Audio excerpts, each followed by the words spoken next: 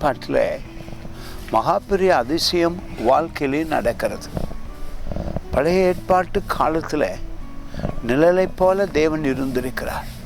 ஆனால் நீங்களும் நானும் மறுபிறப்பு அடைந்தவுடனே உங்கள் உள்ளத்தில், உங்கள் ஆவியில் தேவன் வாசம் பண்ணுகிறார். அதனால் திருப்தியான, நிம்மதியான, சுகமான ஒரு வாழ்க்கையை வாழ முடிகிறது. தாவீது 63ஆம் அதிகாரத்தில் சங்கீத புத்தகத்தில் இப்படியாய் சொல்லுகிறார்: தேவனே, நீர் என்னுடைய தேவன், அதிகாலமே உம்மை தேடுகிறேன். வறண்டதும் விடாய்த்ததும் தண்ணீர் அற்றதுமான நிலத்தில் என் ஆத்துமா உம்மேல் தாகமாயிருக்கிறது. என் மாம்சமானது உம்மை வாஞ்சிக்கிறது. நிச்சயமாக தேவனுடைய அதிசயமான ஒரு காரியம் பூமியிலே நடந்தது. அதுதான் தேவன் மாம்சத்தில் வெளிப்பட்டார்.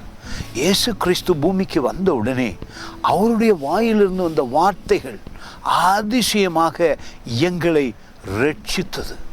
அந்த அதிசயத்தினாலே உள்ளத்தில் அவரோடு இருக்கிறோம், அவருடைய ஆசீர்வாதங்களை அனுபவிக்கிறோம்.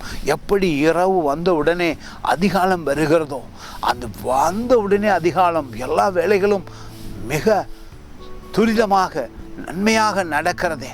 அதிகாலையில் உற்சாகமாய் ஓடி வேலைகளை செய்கிறோமே, அதை போல ஆவியை பெற்ற நீங்கள் தேவனோடு உற்சாகமாக, தேவனோடு அதிக ஆர்வமாக நீங்கள் பயணிக்க முடியும். அந்த அதிசயம் நடந்திருக்கிறது. முழு உள்ளத்தோடு அவரை தேடினோம், கண்டடைந்து விட்டோம். எங்கள் உள்ளம் முழுமையாக இயேசுவோடு இருக்கிறது.